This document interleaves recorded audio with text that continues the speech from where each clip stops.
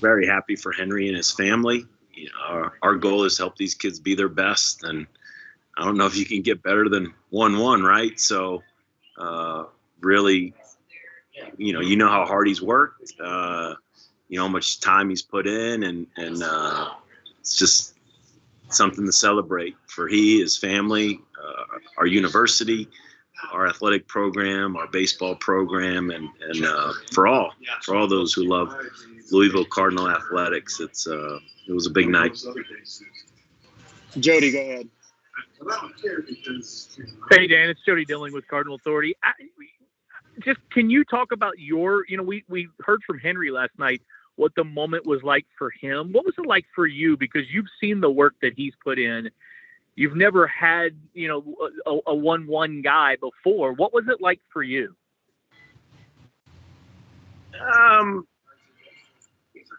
It was very happy. You just wanted to celebrate. You just want these kids to be their best, and you have this thing that you're selling, this process when you're coming out of high school, and all the things that you offer. And the kids hear me say it a lot.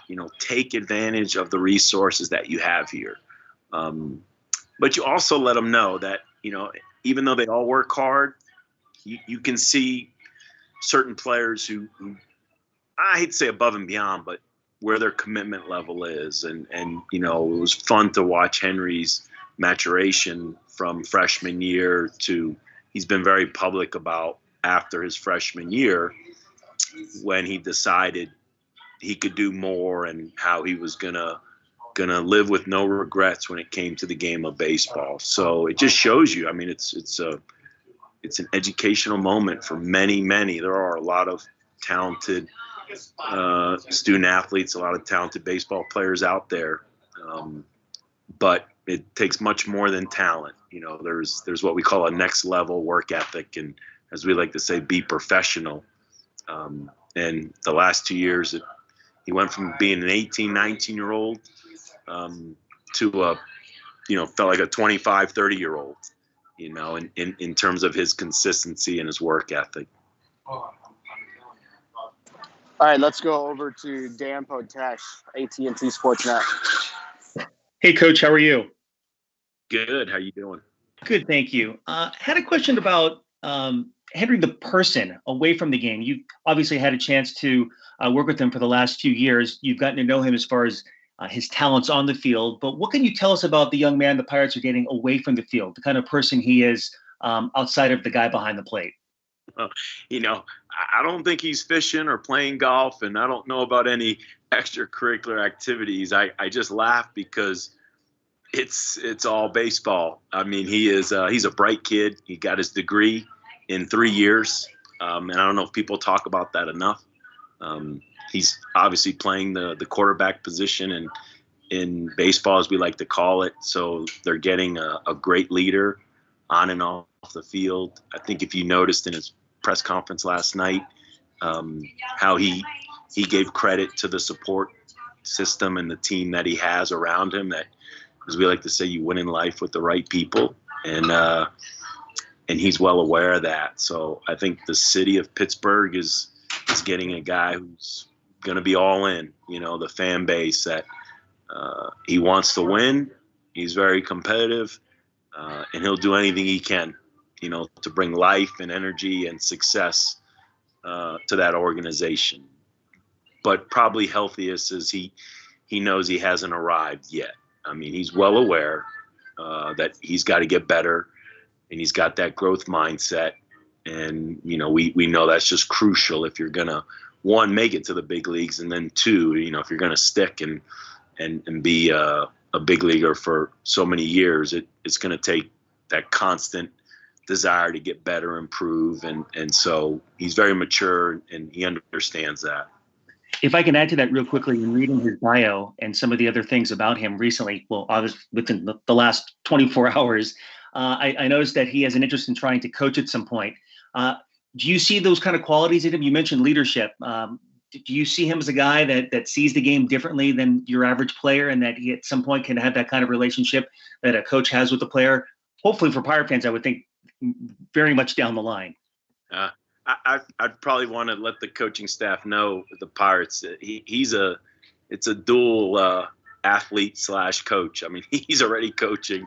It was a lot of fun having him, obviously between the lines, but having him in the dugout this year, and they come off the field talking about the umpire, talking about the strike zone, talking about the other pitcher. I mean, was always talking to other players. I mean, yeah, coaching is in his DNA. I mean, it's there. And I think if you study in baseball, there's a lot of great former catchers, right, that are great managers, great coaches, and it's because they have to deal with the pitching side of it, and they have to deal with the hitting side of it. And it seems like the catchers have such a great perspective as to so many areas of the game of baseball. I have no doubt he'll be a great coach, but like I said, he's going to be coaching while he's playing because he's that into the game and he's got those type of leadership qualities. Thank you very much. Let's go to Matt McGavick. Hey, Coach. Matt McGavick with Sports Illustrated. Obviously, in your tenure at Louisville, you've coached a lot of guys, from your Brendan McKays to your Corey Rays. Out of all the players that have come and gone through your program, I know you've kind of insinuated to it already. What does it mean that this guy was the first in program history to go 1-1? What does it speak to him? I think his one of his greatest qualities was, and we talked about this, he's been public about this, I think after his freshman year at Louisville, let's face it, a lot of freshmen, even athletes or non-athletes, right? You go away from home, you're in college, there's some do's and don'ts, and you're trying to fit in, and you're on your own, and you're starting to grow up, and he had great clarity that after that freshman year, he locked in. And when you have a clear vision, when you set a goal with great clarity, then everything else just falls in place.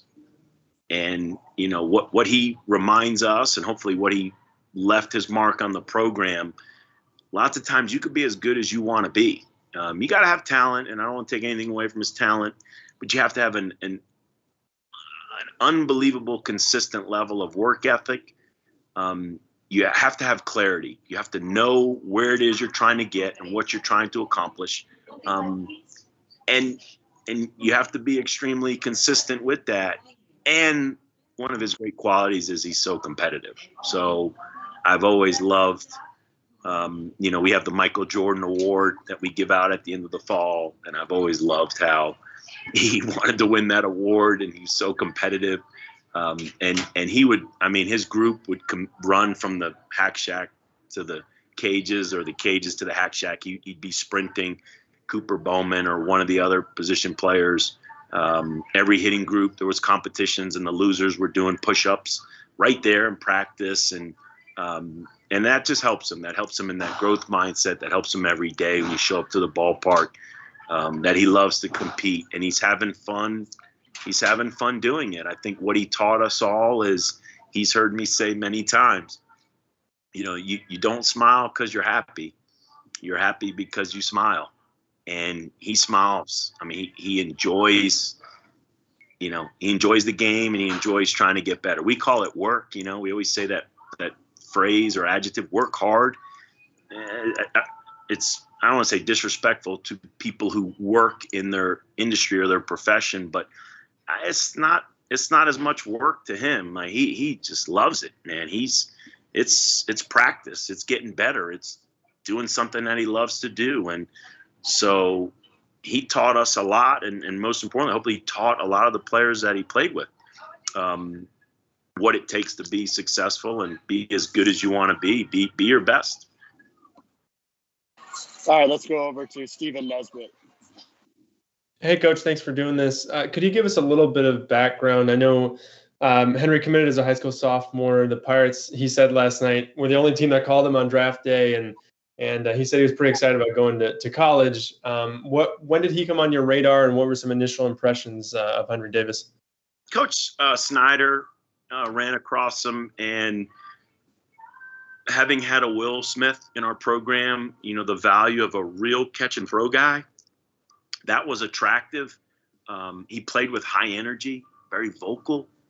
And I think the Coach Schneider, our recruiting coordinator, those two areas stuck out. I know our pitching coach, Coach Williams, you love those guys that can really catch and throw. And those areas stood out when our recruiting coordinator told me about him and where he was from, and, resonated with me, being a Northeast kid, and we come from basically the same, the same neighborhood, or 15, 20 minutes apart. And so for me, it was like, I'd love to bring a player from that part of the country to Louisville. And that's where Henry and I really connected. I think we really bonded, especially in his freshman year, because I could pull him aside and I could have some heart-to-hearts with him. Like, hey, man, you represent our neck of the woods, like you're carrying the torch for Northeast baseball. And he respected that because, I was from there, and I was fortunate to play in the College World Series, and it was his job to carry that torch. And we always had that bond between us where we could have some real heart-to-hearts, and he could take it. He was thick-skinned, and he wanted to be coached, and he grew up. He grew up quickly. I mean, his parents obviously did a great job with him. No entitlement, and he knew he had to come in and earn it. So I was very glad that, he and his family, chose the college route, because we know all the positives that you can gain from choosing to come to college first. Matt, go ahead again. Hey, Coach, Matt again. Obviously, Henry Davis is going to get all the headlines going 1-1, but slowly but surely some other guys are starting to get drafted. Alex went to his hometown Brewers. Cooper Bowman went to your Yankees. Kieran just got picked for the Nationals about 15 or so minutes ago. What does it mean to your program to continuously get guys going in the top 5, 6, 7 rounds, and specifically these guys? One of my favorite, recruiting lines is, we'll surround you with talent, and in the world of recruiting, you have to be careful. You can, it's easy to want to overpromise, come here and you'll be this, that, and the other.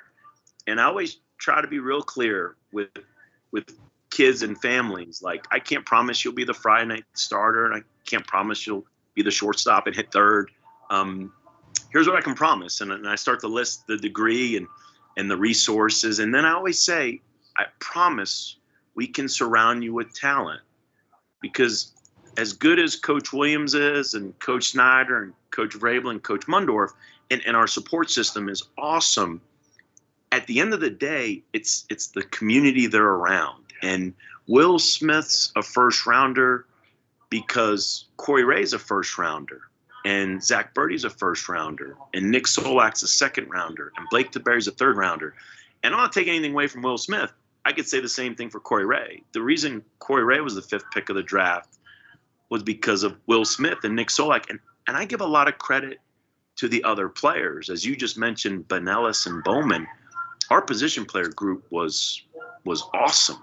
I've said it all along. If Detmers made Miller better, or Miller made Detmers better, and vice versa, Davis made Benellis better, and I promise you, Benellis made Davis better. And I think Henry's been vocal about that, how Alex has helped him throughout the college years, and so it's a, what do we always say? You become a product of your society. So if you're going to fit in here and you're going to have success, well, you better be committed, because there's this group that's always on this campus that they get after it and they love it. And I think that's the greatest thing we sell is you'll get better because every day you're going to be around other kids with that growth mindset who want to get better. And they work hard. And like I said, it's awkward for me to say work hard, but I feel more comfortable saying they get after it on a daily basis. And that's what's fun to see. Steven, you can go ahead. You mentioned, he did a lot of maturing after his freshman year, a lot of growing up, a lot of developing. When did it click for you that he had maybe not 1-1 potential, but at least was tracking toward being a top 5, top 10 pick? I think the start of his sophomore year, he went from a competitive freshman, and we finished third in the country, and we were preseason number 1 in the country, and we were on this crash course, and he got off to a great start, and the at-bats were better, and the offense had gotten better, and in a shortened COVID season, you were like, oh wow, he was okay. He probably could have been on Team USA, and it looked like he had a chance to be a high pick, I think, in the start of that sophomore year. The really bizarre thing about it is COVID took a lot from a lot of baseball players. And we felt that this year, in our program. Year 2 or year 3 is such a developmental year, and so many players grow from, Corey Ray being average as a freshman to a superstar as a sophomore. Nick and Zach Birdie, and so many kids. When you look at our All-American wall, it's their sophomore year. Sometimes it's their junior year, and they lost that. And what's, to me, really impressive was somehow he got better. And a lot of kids didn't. A lot of kids lost because we weren't practicing, we weren't together, they couldn't play games, and then we had all these restrictions around the country, and gyms are closed, and fields are closed, and in all sports, I mean, let's face it, I think in all sports, kids lost that development. Somehow he got better. That's to me so impressive, because when we started the fall, he looked like he hadn't skipped a beat. He looked like there was no COVID, and that he was, whereas a lot of other kids, it looked like, oh yeah, they're rusty, they're behind. And so, that's what's so impressive about what Henry did during those 6 months. Jody. Dan, you mentioned all the other guys that, Corey wouldn't have been a first-round pick without Will, those guys. But now that Henry has done this for your program, and there was a lot of talk last night about the development part and the development process, what does that do for your program future as far as recruiting? How much can that bolster, and how much can you now use him as kind of another poster boy for development and coming to school? It definitely doesn't hurt. But I don't think if he was the second, third, or fourth pick, it would affect us. It's awesome, and we celebrate it. But like I said, I'm always very careful. Now I guess I have to say I can't promise you'll be the first pick, right? If you come to Louisville, which is pretty cool to say, but I think it shows everybody, right? It's about belief. I think as our program evolved, let's face it, it's clarity, it's vision, it's belief, and it started with the coaches, and then the players, and then the administration, and then the fan base, and I think here we are, 15 years into this, where our fan base believes we can win a national championship. I know our university and our athletic department does, and honestly, I think the whole entire country. I think if you know college baseball, I think we've been blessed. We win a lot of games. We develop a lot of players, and we should be a regular at the table, which was what made it so frustrating, this postseason. And so everybody's chomping at the bit to get back to that. Kent. Dan, what's it like with Dalen Lyle? I mean, he goes 47th to the Nationals. You're probably used to balancing out with recruits where you have a feel for, if they go at a certain spot that they probably won't end up playing for you. It's part of it. You know what? We don't want to lose 10 kids to the draft, and we don't want to just sign kids to sign them. I mean, we try to make very calculated decisions in our recruiting process. I remember Dalen, I said it when he was a little chubby, elementary school kid, could always hit. And then, he went from becoming a really good young high school hitter, and then he lost that baby fat, and then he stretched out, and now he's a young man, and he's super talented. And if we're gonna lose, let's say, a kid to the draft, I want it to be a kid who checked all the boxes. He was the right kid for us to sign because of his character, his academic commitment, his family, and we would have loved to have coached him. And I guess it's not official yet, right? But I think if we're preparing for him to sign, like I've told him, man, we're always in your corner, and we'll do everything we can to help you. And I think if you look at the law of average, we probably lose, one a year. That's better, knock on wood, because I don't want to lose any more.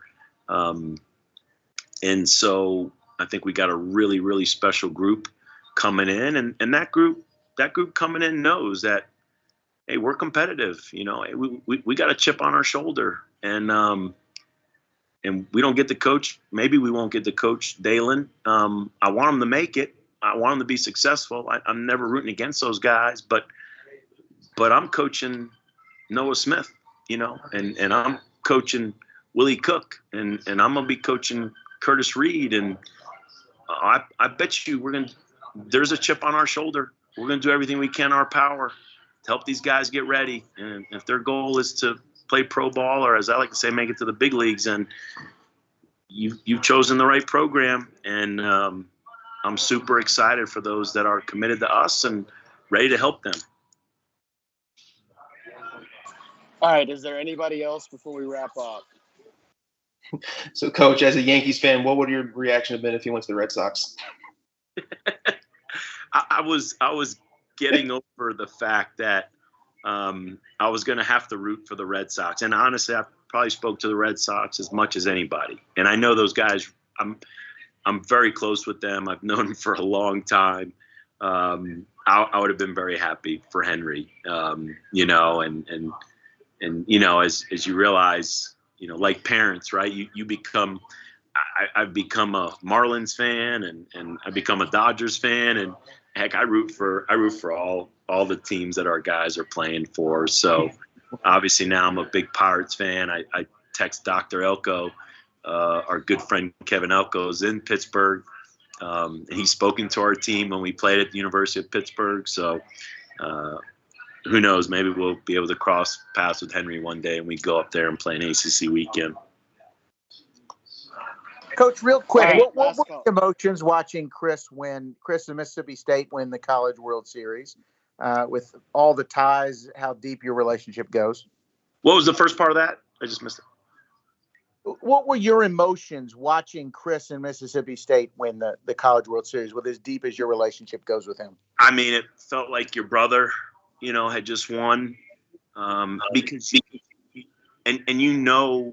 because you're also a college baseball coach, even more so than a family member, what it's like to be in that dugout, to the highest of highs and the lowest of lows. And I just tried to be there as a support system. I really, like, every day I tried to say something encouraging to him. I challenged him. If anything, I told him to smile more on TV, and just stay loose and trust your players. And I was just so impressed as to, as a coach, we're always learning. So I'm learning, I'm watching, I'm noticing things that they're doing, and they made it look easier than it was. So it was very emotional for me, because, we've been invested in each other's lives for over 30 years. And it was neat to celebrate that.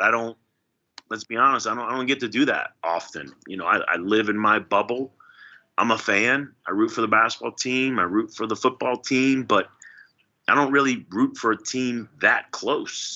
It's really kind of weird, that I'm rooting for a college baseball program with that much interest. But because of what he did at the University of Louisville and how he was connected to our program, and obviously the relational piece.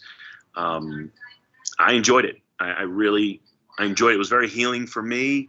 It was inspirational for me. Like I said, I left Omaha invigorated. Like I left Omaha. I've never left there on a win. I mean, I played there and I coached there, and every time I left there was on a loss. I told my wife driving to the airport, I said, this feels weird. Like I've never left Omaha on a win. It feels like we got a win here, and so it was very healing.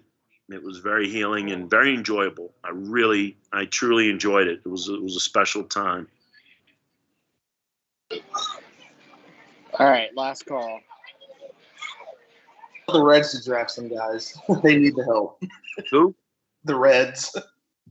Hey, I with the AAA team in our backyard, the Bats, and them being right up the road, every year I'm hoping that they grab some of our guys. I'd love for that. I know our fans would too.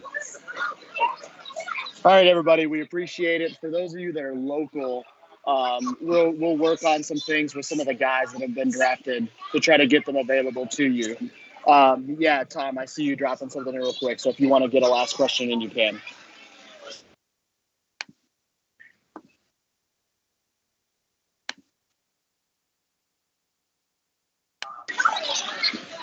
Tom, are you there?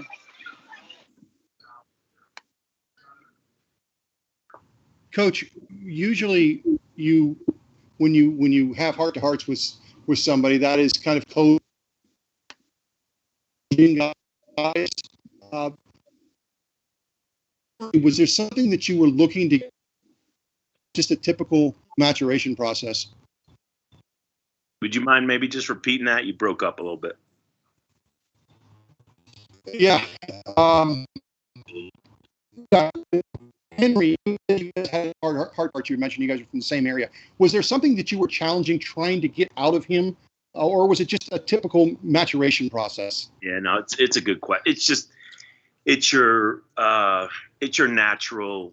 Like I said, the process takes care of itself, and so when I glorify our program and our success, I'm really glorifying college baseball and the process of coming to school, getting away from home in a controlled environment, and then all the structure and coaching and all that stuff. But for me, it was just utilize all the resources you have and make sure you know the difference between those that work hard, right? And those that take it to another level. In our first team meeting with our freshmen a week ago Tuesday, our strength coach, Zach Farrell, said, how many in here work hard? Every kid raised their hand, like they should. And the point he made was, okay, we're going to show you another level of commitment. And we make sure we share that with our players. Like, so there's a lot of pictures where I go, yeah, Zach Birdie worked at a level that Nick Birdie worked at a level. And I could say, Adam Wolf and Lincoln Hensman and Reed Detmers. Once I start saying names, I always feel bad because I'm leaving out so many players. I don't want them to feel like Henry's going to be one of those guys. Henry Davis worked at this like Alex Benelis was at this level, and so you're just kind of pushing and you're nudging, and at the end of the day, we just want them to be their best. And Henry said it best. He wanted to leave Louisville with no regrets, and I'm sure there's a lot of college athletes, let's just say it in general, not baseball or not University of Louisville, that probably leave school. It's just human nature, right? We look back and as a player, I could have done more. I could have made better decisions. I look back on the do's and the don'ts and the things you did, and you're like, how could you do that? Why did you do that? And especially being a coach, knowing what you know. So that's our job, is to just try to encourage these kids to be their best. And it's all here for you to be as good as you want to be. And that was it. And again, just being from the same neck of the woods, it just gave me a little more street cred with him to know. And I think he trusts me that I'm trying to help you. Okay. And I'm from that area, and I went to the Deep South to play college baseball, and I played in the College World Series. And now knowing what I know as a coach, let me help you, Henry. Just trust me. And he was great. And it doesn't mean he didn't question things. He's very smart. But he trusted us. He trusted Coach Snyder. He trusted Coach Williams, and he trusted me. And that's all we can ask for, right? As coaches, just try to be your best and trust us and let us help you. And he did. So it was awesome. Last night was an awesome celebration. And I don't know if he shared this, but Henry Davis spoke to Reed Detmers, and I saw Reed Detmers at the Futures game yesterday. And Henry told me Reed told him this, but I talked to Reed at the game, and Reed reassured, and he said, Coach, I told Henry, don't get caught up with where you get picked. Just respect that whichever team takes you, looks like it's going to be their first pick. And how cool is that to be someone's first pick? Yes, is it cooler to be 1-1? Well, of course it is. But, that doesn't mean 2 through 30, they just didn't have the first pick. So it's not their fault. They didn't have the first pick. So how cool is it to just be the first pick of an organization? And now Henry goes on with the list of guys that we've had that have been the first pick. So really cool stuff. All right, everybody. We'll wrap up on that. Thanks, everybody, for jumping in with us and getting this done today. Thanks, guys.